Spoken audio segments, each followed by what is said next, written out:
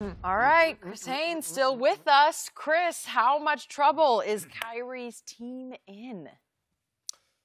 Look, I don't want to go. I'll just say this. If the season ended right now, it's hard for me to imagine Kyrie re-upping there in Boston.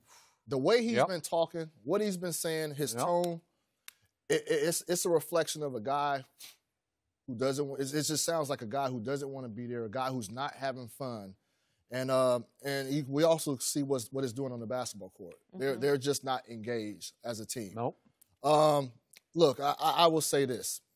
I do think Boston, they're a better team with him, just because he's one of the top closers in this game.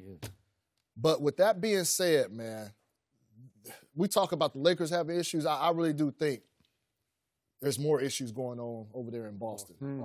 Wow. There's a lot of things I'll touch on later down the road, but that doesn't bode well for Boston, especially when they want to go into this summer with hopes of luring AD.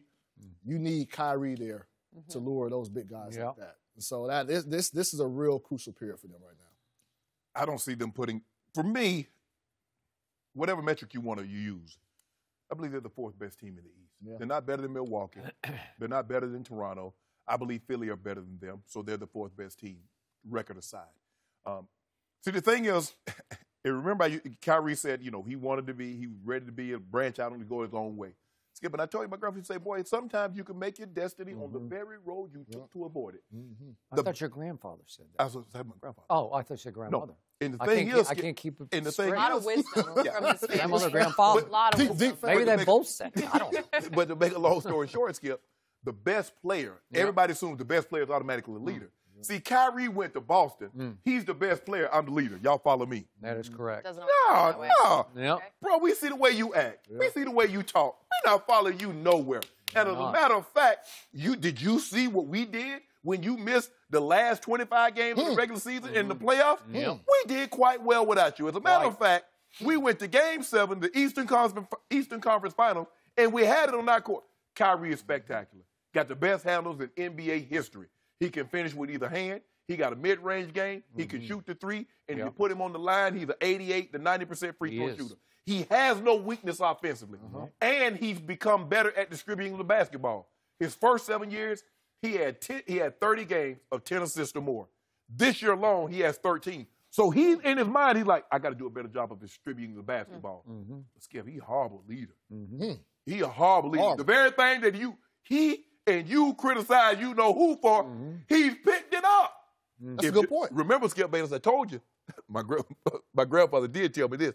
He said, boy, if you're not careful, you'll become the very thing you despise most in a person. Really? What was the one thing he despised most about O'Brien? And that's what he's become in Boston. I told you it was going to happen like that. He despised Drama King. And what is he now? I know. And what is he now? Man. And what is he now, Skip Bayless? I know. I still want him back. I still take him to L.A. I don't think he's coming. They can go into the Knicks. I think it's a package deal already worked out. That's why you're pulling your punch a little bit there, because you No, I know. burn that bridge. No. He's not coming back with LeBron. Yeah. Skip, they got some issues. You hear what he said? Because everybody keeps saying, you hear Jaylen Brown, you hear Marcus Smart, we just got to keep getting better.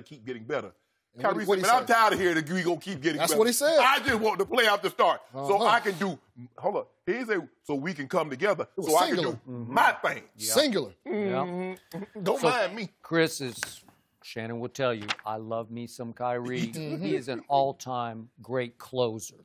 His winners intangibles in the last 2 minutes, 6 minutes, 8 minutes of games are extraordinary. He is not a natural-born leader, and I cannot defend this because the last 6 games that he's played for the Boston Celtics, they've lost all 6. The last 6 he hasn't played for the Boston Celtics, they won all 6.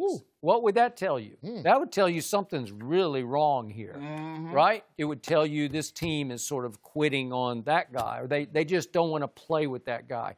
They're happy when he's gone, right? Because everybody, think about how they flourished when he wasn't there. Jason Tatum, we were talking about Jason Tatum. This guy might be an all-star. Jaylen Brown was unbelievable. Yes, he was. Terry Rozier.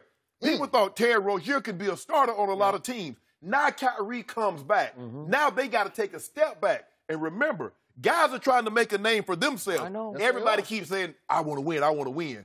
But if I can win and I can be the guy, like KD, like Bron, like Giannis, I'm all for that. I ain't trying to win and be a systems guy. Well, I would tell you this. Kyrie deserves the bulk of the blame of what's going on. But when we going to start pointing at Brad Stevens over there? Oh. When we going to start pointing at Brad Stevens? Look. We all know the NBA is about managing egos. It is. It's about managing egos. So now you bring Kyrie, who is a superstar, into the fold, has an ego. You bring Gordon Hayward, who's an all-star, has an ego. Yep. And so last year, he didn't have to deal with that. No. And he's never had to deal with that because he wasn't getting Zion Williamsons at Butler. He's getting one star. The guys he's getting at Butler, that was the only gig they had. And so now you go to Jason. He's a rookie. Jaylen Brown, they're trying to establish him. Terry Rozier, right, so they going to listen. Speak, Shannon. Kyrie Irving said, hold on, bro. Did you see what I did in Game 7? Did you see what I did in Game 5 when I dropped that 41 on him? And did you see what I did, even though we lost in 5 games, did you see what I did in that finals, that last finals I was there? Oh, I was cooking folk. So you coach them. I got me. And they're like, hold on, Kyrie. I thought we did this together. We. No, it's you. And also, as Shannon knows, I'm not a big Gordon Hayward fan and wasn't before his draft. And somehow he managed, out of the hysteria of free agency, to get $32 million a year. And you can't tell me that locker room, he's a nice guy, there's no problem there, but you're not looking sideways and saying, he's making $32 million? But here's the thing, though, Skip. He was an all-star. He was. In the Western Conference. Once. Yeah, okay. But then he comes there, and see, here's the thing, Skip, and I've been in locker rooms where they give a guy a lot of money. And you're like, okay, the guy was okay, they gave him a lot of money. And then you get him there and you watch him, you like, y'all gave him all that money? He terrible. That's the same thing they said about Gordon Hayward. He played right at the right time going into free agency. But it looked like now he's playing for his college coach, which doesn't help either. Right. It's like, are you giving him? So Jason Tatum and Jaylen Brown looking at him like, huh? And Rozier, too? Rozier, too. I agree. So, because now Jaylen Brown got to come off the bench. He was getting 25, 28 minutes a game. Now he coming off the bench. Jason Tatum was getting as many shots as he wants. All right.